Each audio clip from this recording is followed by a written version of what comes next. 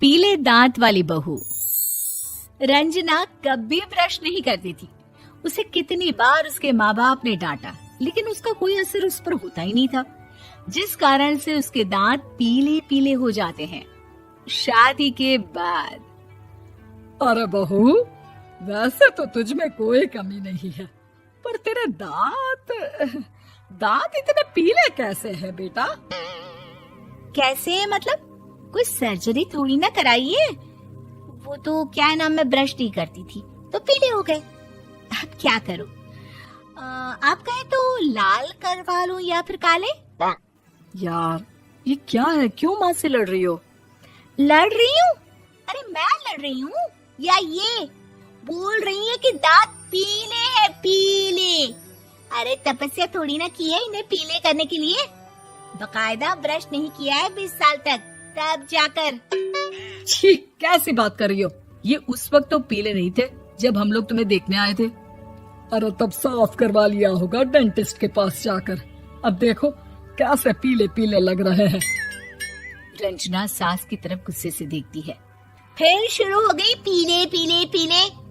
अरे पीले तो तब भी थे जब मेरे हाथ का रसगुल्ला उड़ा उड़ा कर खा रही थी और बोल रही थी, लड़की नहीं गुणों का खजाना दे रहे भाई साहब आप। खैर, अब वो लोग करते भी तो क्या करते, पीले दांत वाली बहू पल्ले पड़ी थी तो झेलना तो था ही। एक दिन कीर्तन में रंजना गाना गा रही थी।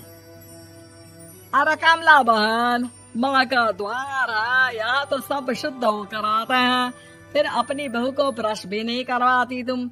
दूर से पीले पीले दांत भक्ति में बाधा उत्पन्न कर रहे हैं। अरे कोई 2 साल की बच्ची थोड़ी ना लेकर आई हूँ मैं बहू बनाकर। अच्छी खासी लड़की है, अरे कैसे करवाऊं ब्रश? ये तो उसे खुद करना चाहिए ना। अब माँ बाप तो इसके जैसे तैसे निपटा दिए, ये नहीं सोचा कि सास कैसे संभालेगी। सास बहू को लेकर घर आ जाती है, लेकिन सोच लेती है कि अब इसे लेकर कहीं नहीं जाएगी। अगले रोज बहू कहती है, अरे क्या हो गया, मंदिर नहीं जाना क्या? कीर्तन का वक्त हो रहा है। मेरी मधुर वाणी से कान्हा जी जागते हैं और सोते हैं। आप तो जानती है ना उनकी भक्ति में कितना मन लगता है मेरा। वो क्या है ना, तबीयत ठीक नहीं लग रही है मेरी, आराम करूंगी मैं। तबीयत ठीक नहीं लग रही? अभी तो मिथुन के गाने पर नाच रही थी आप, और अब बोल रही है कि तबीयत ठीक नहीं लग रही। अरे भक्ति में मन लगा लो सासू माँ, ऊपर जाना है, क्या मुंह दिखाओगी आप? हाँ? सास को बहू की बात पर गुस्सा आ जाता है। मैं क्या मुंह दिखाऊंगी, इसकी चिंता तो ना कर, समझी? अपने मुंह की चिंता कर, जो ये पीले पीले दांत लेकर हर जगह पहुंच जाती है। पता है लोग कितना मजाक बनाते हैं। ना जी ना, मैं नहीं जाना कहीं तेरे साथ। तो ये बात है, कोई ना, मत जाओ, मैं अपने कमरे में ही बैठकर भक्ति कर लूंगी। ऊपर वाला दांत थोड़ी ना देखता है, मन देखता है, भावना देखता है। और अरे बस बस, तू सब कुछ दिखा, बस ये सफेद चमकदार दांत ना दिखाना किसी को, है? जा यहाँ से। बहू को सास की बात का कोई फर्क नहीं पड़ता, वो तो जैसी थी वैसी ही रह जाती है। सुबह नहाकर किचन में खाना बनाना, फिर खाना खाना, कीर्तन भजन करना और सो जाना। एक दिन, माँ जी मैं सहेली के घर जा रही हूँ, शाम को लेट आऊंगी। हाँ हाँ तो जाना, मैंने कौन सा तेरी आरती करनी है घर पर बैठकर। रंजना सहेली के घर जाती है, जहाँ वो पार्टी में जाने की तैयारी कर रही होती है। अरे शिखा, कहाँ जाने की तैयारी कर रही है? मैं गलत वक्त पर आ गई क्या? अरे नहीं यार, उल्टा सही वक्त पर आ गया। मैंने ये साड़ी और ज्वेलरी निकाली है यार, शाम को इनके ऑफिस की एक पार्टी में जाना है। बताना कैसा लग रहा है ये सब? नहीं यार, इस ड्रेस के साथ तो वो वाली ज्वेलरी अच्छी लगेगी। हाँ हाँ सही बोल रही है, मैंने ध्यान ही नहीं दिया। वैसे तो हमेशा से मस्त फैशन सेंस रखती है। तो बड़ा जाती होगी ना पति के साथ पार्टी में।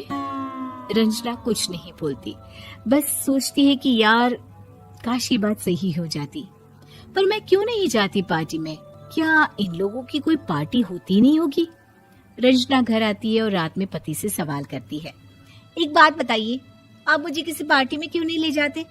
क्या आपकी यहाँ ऑफिस में पार्टी नहीं होती? पति बेचारा क्या कहता कि दांत पीले हैं तुम्हारे इसलिए। अरे कोई पार्टी होती नहीं हम लोगों के ऑफिस में, तो कहाँ से लेकर जाऊं?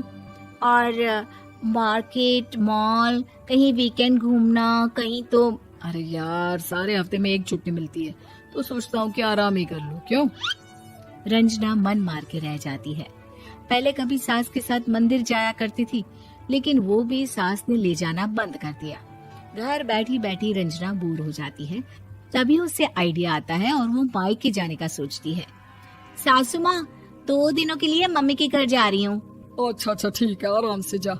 और हाँ, माँ से कुछ अच्छी आदत सीख कर आना कि कैसे शरीर के हर भाग की तरह दांतों की सफाई भी जरूरी होती है, समझी?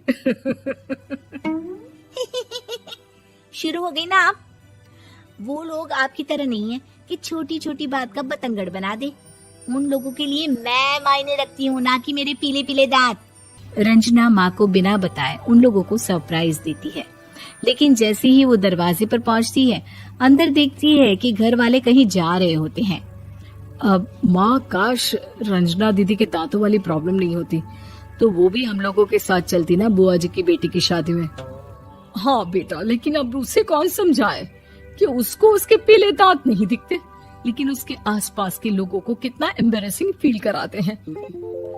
मुझे तो कितनी बार उसके स्कूल की टीचर ने शिकायत की कि उसके साथ कोई लड़की बैठना भी नहीं चाहती, और ना ही कॉलेज में कोई उससे बात करना चाहता था। लेकिन पता नहीं क्यों उसे ये बात समझ में ही नहीं आती। कोई कमी नहीं है उस लड़की में, बस यही कि दांत पीले हैं। वो तो भला हो जीजा जी और उनकी माँ का, जो दीदी को जैसी है वैसे ही रखा हुआ है। रंजना को अपने घर वालों की बात सुनकर बहुत दुख होता है।